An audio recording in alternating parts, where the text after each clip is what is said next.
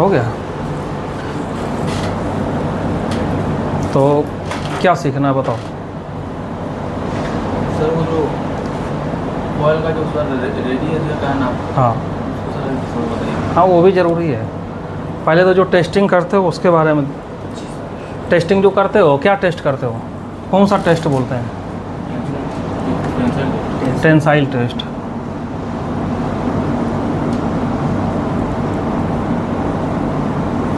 ठीक है। Tensile test के लिए जो टेस्ट मेथड है पता है कौन सा है? कौन सा है? IS 1608 2022 नहीं है, पहले ये आएगा पार्ट 1 और इसके बाद आएगा 2022। तो जितनी भी टेस्टिंग होगी टेंसाइल टेस्ट की तो वो इसी स्टैंडर्ड से होगी पूरा। उसमें चाहे इलॉन्गेशन आए, चाहे टेंसाइल स्ट्रेंथ आ जाए, यील्ड स्ट्रेस हो गया, परसेंटेज ऑफ इलॉन्गेशन, जितना भी है। तो अगर कोई पूछेगा कि जो टेस्टिंग करते हो तो कौन सा स्टैंडर्ड है?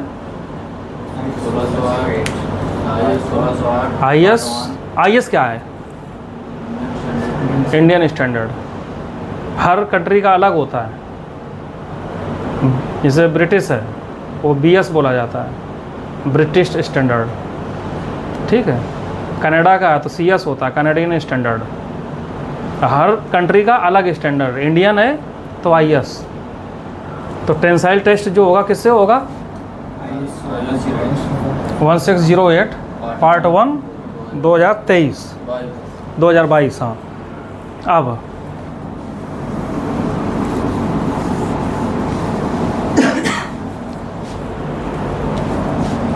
जब टेस्टिंग करोगे कौन सी मशीन में करोगे? UTM का पूरा नाम तेज बोलो ना। Universal testing machine. ठीक है। तो जब उसमें टेस्टिंग करते हो, सैंपल लगा के जब लोड देते हो तो क्या दिखता है स्क्रीन पे? ग्राफ बनता है। ग्राफ कैसे बनता है वो?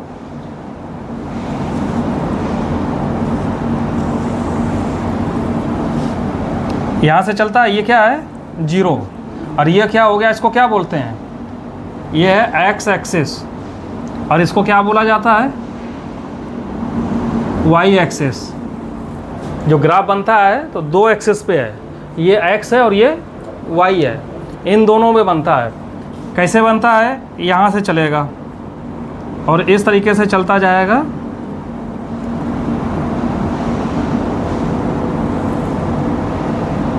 ऐसे ही कुछ बनता है,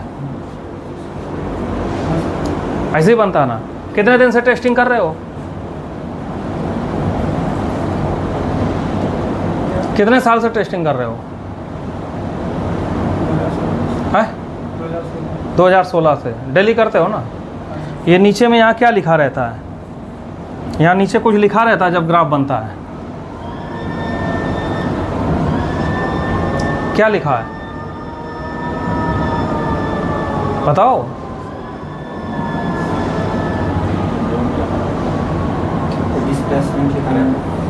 डिस्प्लेसमेंट या कुछ और?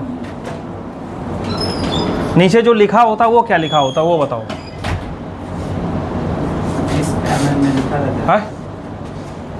डेली देखते हो, क्या फ़र्क, क्या फ़ायदा फिर टेस्टिंग करने से? तो वही तो नीचे क्या लिखा रहता है वही पूछ रहे हैं।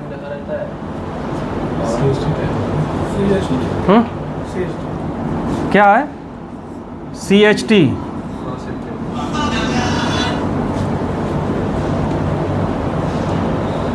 CHT मतलब जो सैंपल लगा के रखा है, एक ऊपर लो फिक्स होता है सैंपल और एक नीचे, इनको हम बोलते हैं क्या?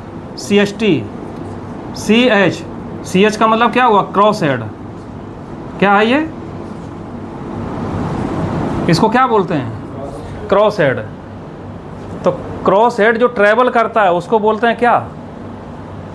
CHT। क्योंकि जब लोड देते हो तो क्या चलता है? ये वाला ऊपर की ओर चलता है कि नहीं चलता है? और ये वाला क्या है? ये फिक्स रहता है। तो ये ऊपर ट्रैवल करता है। क्या ट्रैवल करता है? क्रॉस हेड, इसीलिए बोला जाता है CST। और ये जो ट्रैवल करता है तो ये जो नीचे रीडिंग आती है वो किस में आती है, यहाँ पे लिखा रहेगा mm। क्या लिखा रहेगा, mm। देखो ढंग से, कभी ज़रूरत नहीं पड़े है तो फिर पता क्यों नहीं है। तो इधर क्या रहता है, ये साइड में यहाँ भी कुछ लिखा रहता है, क्या लिखा है, लोड लिखा रहता है सर। लोड।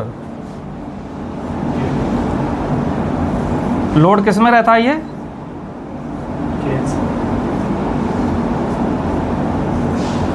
किस में रहता है, किलो न्यूटन में। और जो ऊपर में रीडिंग आती है जब टेस्टिंग करते हो, यहाँ पे क्या आता है, यहाँ लोड दिखाता है किलो न्यूटन में, और यहाँ पे दिखाता है तुम्हारा डिस्प्लेसमेंट mm में। दो ही चीज़ दिखती है, दो दिखती है। कभी कभी मशीन ख़राब हो जाती है और फिर फ़ोन करते हो कि इसका ग्राफ नहीं बन रहा है, तो क्यों नहीं बनता है ग्राफ, एक्सटेंशन सर काम। ये जो चलता है ये रीडिंग कहाँ से आती है, जो इसमें इनकोडर लगा हुआ है, ठीक है। और ये लोड कहाँ से दिखाता है, उसमें जो प्रेशर सेंसर लगा हुआ है, क्या लगा है, प्रेशर सेंसर। अब इन दोनों में से कोई भी एक बंद हो जाएगा तो ग्राफ नहीं बनेगा। ग्राफ कब बनेगा, जब दोनों पॉइंट आएंगे। अगर ये वाला चल रहा है तो वो ग्राफ ऐसा चलेगा, यहाँ नीचे नीचे। अगर ये वाला ख़राब हो गया और ये वाला चल रहा है mm में, तो ये क्या करेगा, जो नीचे लाइन है इसी लाइन के ऊपर चलता जाएगा, ऊपर को नहीं दिखेगा। और अगर ये ख़राब हो गया और ये सही है तो वो ग्राफ कैसे चलेगा, इसके सामने ऐसे चलता जाएगा। तो ये ग्राफ कब बनेगा, जब दोनों है, ये ऊपर जाएगा ये ऊपर जाएगा, तब ये इस तरीके से चलेगा। समझ गए। तो मशीन अगर काम नहीं कर रही है तो ये देखो कि किधर चल रहा है। अगर ये चल रहा है तो इसका प्रेशर सेंसर ख़राब हो गया, और अगर इधर चल रहा है तो फिर क्या ख़राब है, इनकोडर ख़राब है। तो उसी को चेक करना है कि हमारा मशीन कहाँ पे ख़राब है। देखे हो कभी। अब ये रीडिंग किस में आती है, किलो न्यूटन में, और यील्ड स्ट्रेस किस में निकलता है, जो 570 580 निकलता है वो किस में निकलता है, न्यूटन पर mm स्क्वायर। तो ये न्यूटन कहाँ से आएगा, ये लोड से। कहाँ से आएगा, लोड। लोड किस में है, किलो न्यूटन में। किलो न्यूटन है तो इसको मल्टीप्लाई कर दो कितने से, 1000 से, बन गया न्यूटन। और इसके ये क्या है, डिवाइड है, डिवाइड बना है। ये क्या लिखा है, तो mm स्क्वायर क्या है, ये तुम्हारा एरिया है, क्या है, क्रॉस सेक्शन एरिया। आया कुछ समझ में। तो यील्ड स्ट्रेस कैसे निकलता है, जितना लोड आया मल्टीप्लाई करो 1000 से, डिवाइड कर दो क्रॉस सेक्शनल एरिया से, निकल आएगा यील्ड स्ट्रेस। और अगर टेंसाइल स्ट्रेंथ निकालना है तो जो पीक लोड रहेगा यहाँ का, उसको मल्टीप्लाई करो कितने से, 1000 से, और डिवाइड करो किससे, क्रॉस सेक्शन एरिया से, तो वो निकल आएगा क्या, टेंसाइल स्ट्रेंथ। क्लियर है। आया समझ में कि नहीं आया कुछ।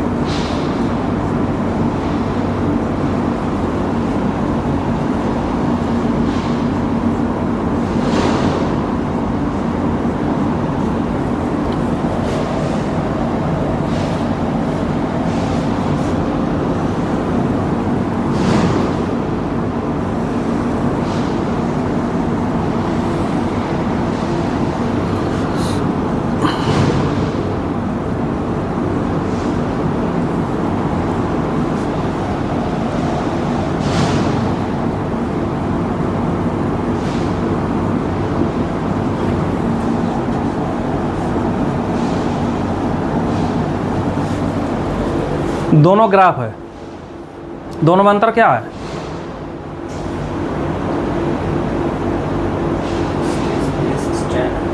जो तुम टेस्टिंग करते हो उसमें क्या दिखता है, ये वाला ग्राफ, इधर तुम्हारा mm दिखता है, इधर क्या दिखता है, किलो न्यूटन। लेकिन ग्राफ जो देखा जाता है वो किस में देखा जाता है, उसमें ना तो लोड से मतलब है और ना ही mm से मतलब है। उसमें दो ही चीज़ देखी जाती है, हमारा स्ट्रेस क्या आ रहा है और स्ट्रेन क्या आ रहा है। तो वो तो यूटीएम में दिखता नहीं है। उसमें एक ऑप्शन रहता है नीचे में, वहाँ पे जाके स्ट्रेस स्ट्रेन करोगे तो तुमको उसमें दिखा देता है ग्राफ। और अगर लोड और ये डिस्प्लेसमेंट करोगे तो तुम्हें ऐसा ग्राफ दिखाएगा। मशीन में सब ऑप्शन है, रिपोर्ट के नीचे देखना, उसमें स्ट्रेस और स्ट्रेन कर दोगे तो ये वाला दिखेगा। ठीक है।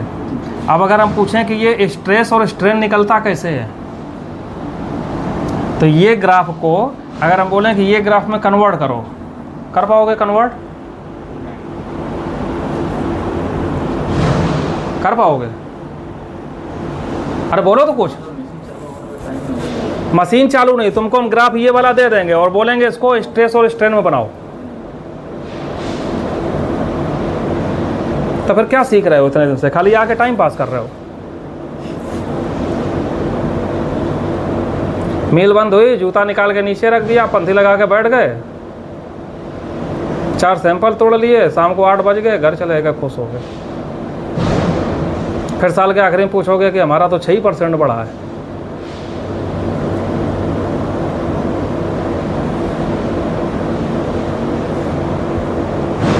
चलता है क्या ऐसे? डेली देखते हो तो दिमाग क्यों नहीं लगाते हो कि कैसे आ रहा है?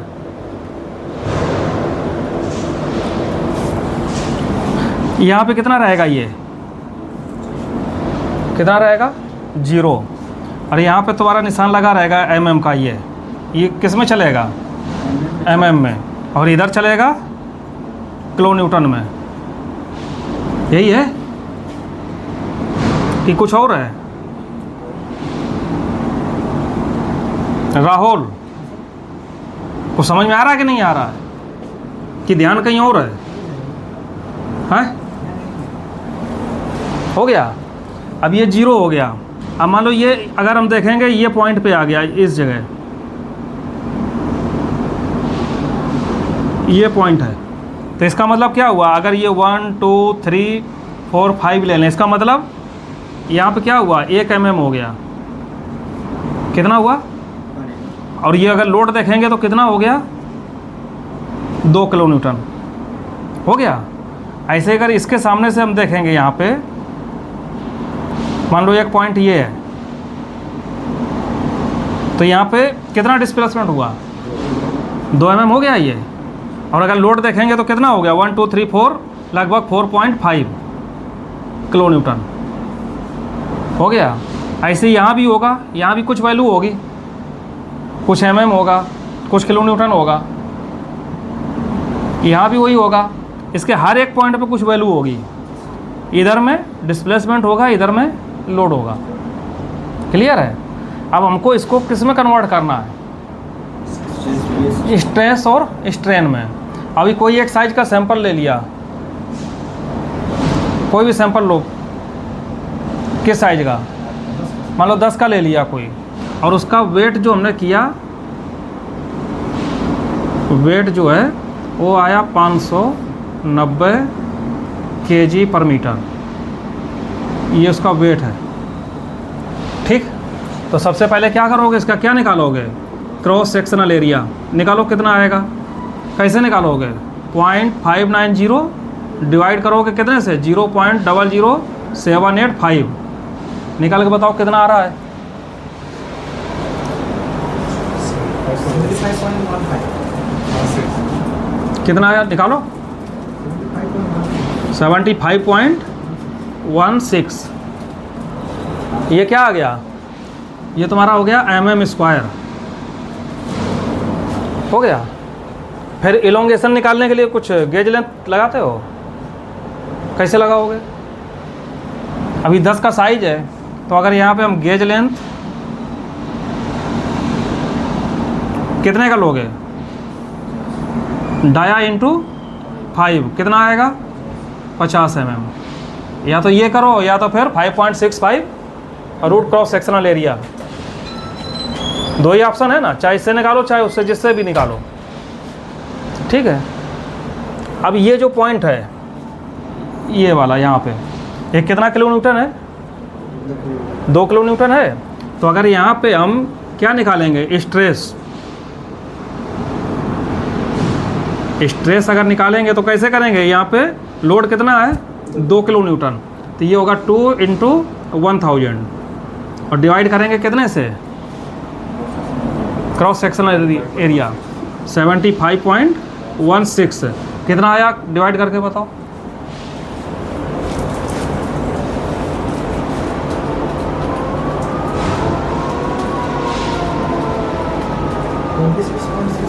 हाँ? 26.61। अब ये क्या हो गया? न्यूटन पर mm स्क्वायर। अब ये क्या बन गया? ये स्ट्रेस हो गया। क्या निकला? अब इसी पे हमें स्ट्रेन निकालना है। तो कितना mm हुआ? ये 1 mm हुआ यहाँ पे, ठीक। तो 1 mm से जब इसको हम कन्वर्ट करेंगे स्ट्रेन में तो कैसे करेंगे? 1 जितना भी CHT रहेगा तुम्हारा CHT, इसको डिवाइड कर देंगे किससे? हमारा जो भी गेज लेंथ है। तो ये हो जाएगा 1 कितना? 50। देखो तो कितना आएगा? करो डिवाइड, इसको डिवाइड करो।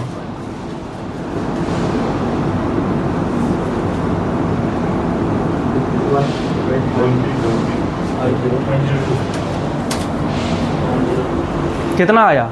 0.0। ये क्या आया? स्ट्रेन।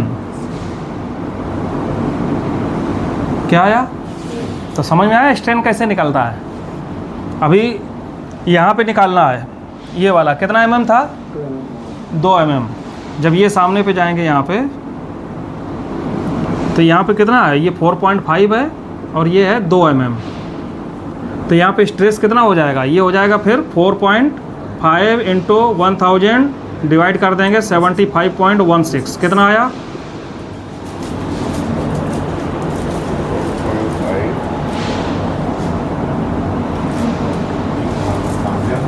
ध्रुव करो तो फटाफट। 59.87।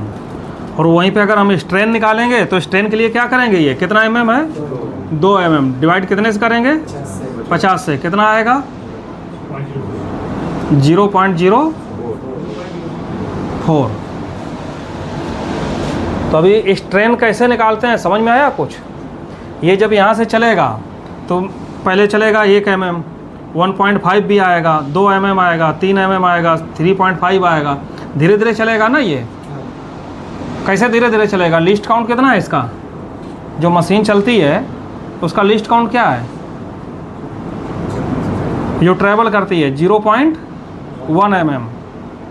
मतलब हर एक 0.1 के बाद यहाँ पे ये रिजल्ट देगा। ये इस तरीके से हर एक पॉइंट पे अगर वहाँ पे जब माउस का पॉइंट ले जाओगे तो यहाँ पे दिखेगा वहाँ पे कि लोड कितना है और CHT कितना है। समझ गए? तो अभी जाके मशीन में चेक करना। पहले ग्राफ खोलना, ग्राफ खोल के पॉइंट को यहाँ पे ले जाना। जब यहाँ पे माउस का पॉइंट ले जाओगे तो तुमको यहाँ दोनों दिखाएगा। एक तरफ दिखाएगा लोड और एक तरफ दिखाएगा तुम्हारा CHT। हो गया। इसके बाद फिर जब ये दिखाएगा ना तो यहाँ पे लोड जितना भी है, और मान लो यहाँ पे 4.5 का लोड है ये, और 4.5 पे CHT 2 है, तो क्या करना है? इसको 4.5 को कन्वर्ट करना किस में? स्ट्रेस में। ठीक। तो स्ट्रेस तुमको मिल जाएगा। मान लो ये आ गया स्ट्रेस। फिर जो ये mm है इसको डिवाइड करना किससे? गेज लेंथ से। तो क्या मिलेगा? स्ट्रेन मिलेगा ये। तो स्ट्रेन कितना आया? ये आया। तो इससे क्या तुम्हें पता चलेगा? इस पे निकालना स्ट्रेस और इस पे निकालना स्ट्रेन। और फिर ये वाला ग्राफ नीचे जाके वहाँ पे जो लिखा रहेगा यहाँ पे स्ट्रेस और VS स्ट्रेन ऐसा लिखा होगा। स्ट्रेस VS स्ट्रेन नीचे जो रिपोर्ट वाला ग्राफ है उसमें लिखा है। फिर इसको कन्वर्ट करना और फिर माउस को लेके जाना कहाँ पे? जहाँ पे ये रीडिंग है तुम्हारा स्ट्रेस का। माउस को धीरे धीरे, और जब वहाँ माउस ले जाओगे ना ये स्ट्रेस पे देखना कि तुमको स्ट्रेन ये मिल रहा है कि नहीं मिल रहा है। समझ गए? तो चेक कैसे करोगे? तो कहीं भी अगर इसको हमें कन्वर्ट करना है तो जो भी पॉइंट रहेगा वहाँ पे कितना mm है उसको डिवाइड कर दो किससे? गेज लेंथ से। तो क्या निकल आएगा तुम्हारा? स्ट्रेन। आ रहा समझ में कि नहीं आ रहा? अभी चेक कर पाओगे कि नहीं? मशीन में देख पाओगे कि नहीं? अभी पहले ये वाला ग्राफ खोलो, ठीक?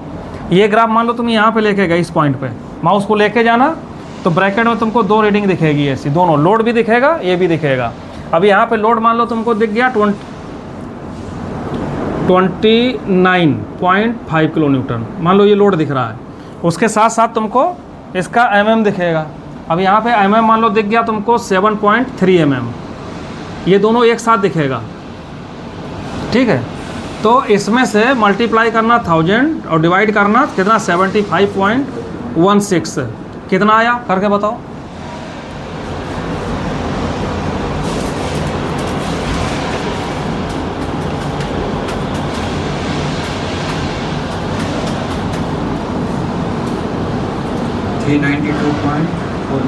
$392.496 पकड़ लिया, ठीक है?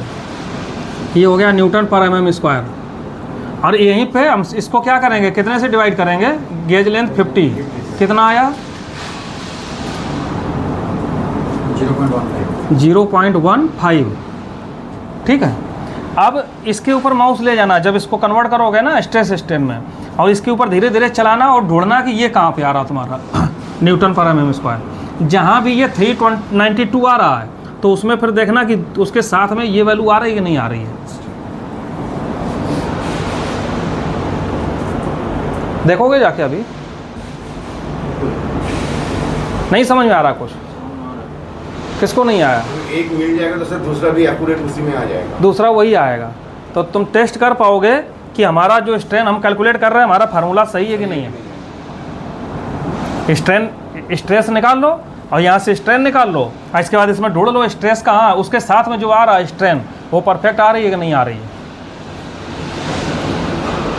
क्लियर है? तो स्ट्रेस जो है, स्ट्रेस का अगर कोई पूछ दे कि यूनिट क्या है, तो स्ट्रेस का यूनिट क्या है? न्यूटन पर mm स्क्वायर। और अगर कोई पूछ दे कि स्ट्रेन का यूनिट क्या है तो स्ट्रेन का यूनिट क्या होगा? क्या होगा?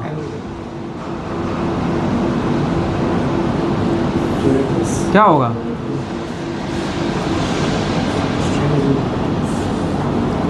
ये क्या है? ये वाला mm है, और ये तुम्हारा जो गेज लेंथ है वो किस में है? mm में है। इस mm को जब mm से डिवाइड करोगे तो क्या बचेगा? कुछ बचेगा? तो ये क्या होता है? यूनिट लेस है, इसका कोई यूनिट नहीं है। इसका न्यूटन पर mm स्क्वायर कैसे आया? लोड किस में लिया?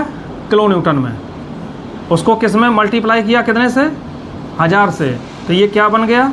न्यूटन। और उसको भाग किससे दिए? Cross sectional area. और उसका यूनिट क्या है? mm square. इसीलिए यील्ड स्ट्रेस टेंसाइल स्ट्रेन का यूनिट क्या होता है? न्यूटन पर mm स्क्वायर। अगर इंटरव्यू में पूछ दे कि न्यूटन पर mm स्क्वायर कैसे आया, तो बता पाओगे?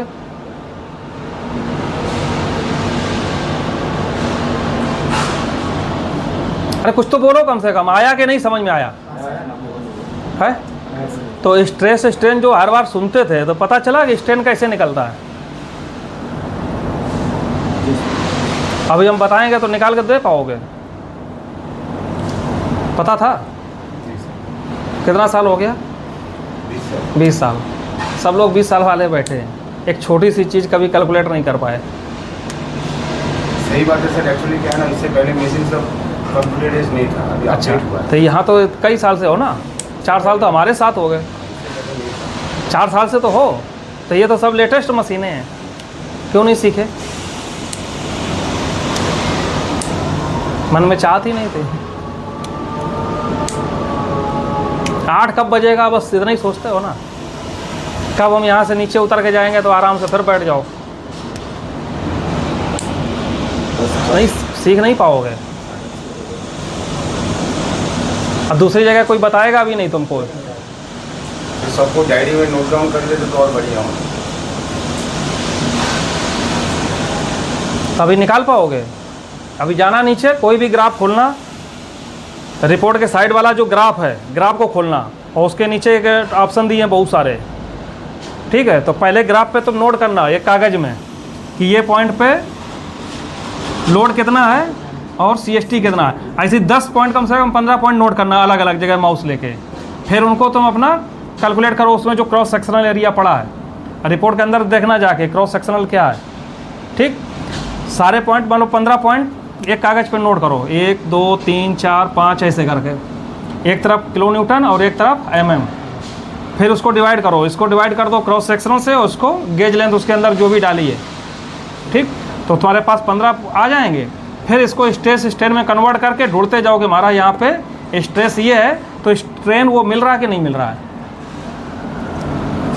ठीक। मशीन नीचे है, 4 मशीनें हैं, आराम से ट्राई करो, थोड़ा मेहनत करो। अभी अगर सीखना है तो करो जाके।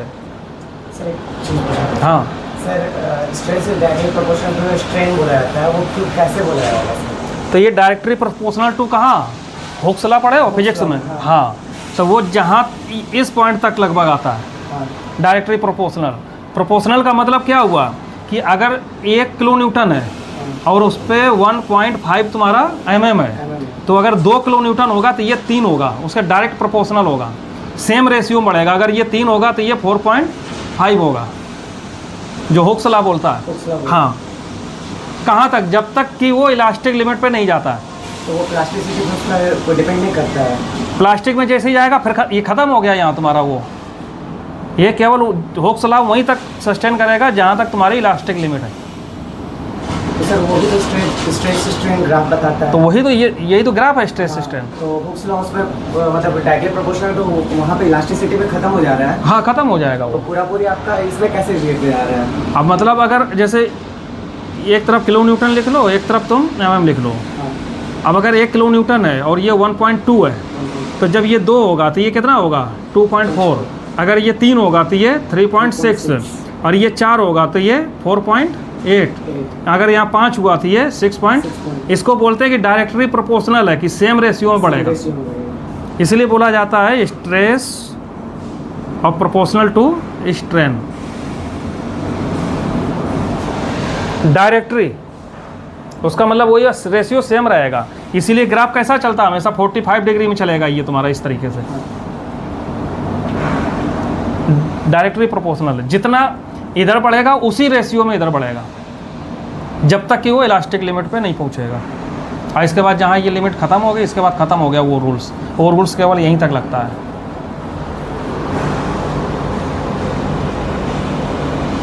और कुछ सर वहाँ उसके बाद से क्या क्यों मतलब प्लास्टिसिटी जब जाता है उसमें है ही नहीं, प्रोपोर्शनल कैसे रहेगा? यहाँ पे सेम टू सेम हो गया, यहाँ से यहाँ तक ये। आप किसको फॉलो करता है सर? वहाँ तक तो हुक्स लॉ बस यहीं तक है, बस खत्म होगा। उसके बाद अपना वो लोड दिखाएगा। ये प्लास्टिक रेंज में चला गया, यहाँ पे इलास्टिसिटी खत्म हो गई। तो यहाँ पे अगर देखोगे यहाँ से लेके और यहाँ तक, तो यहाँ पे ये दोनों इक्वल हो जाएंगे। तुम्हारा लोड जिस रेशियो में चलेगा उसी रेशियो में ये चलेगा।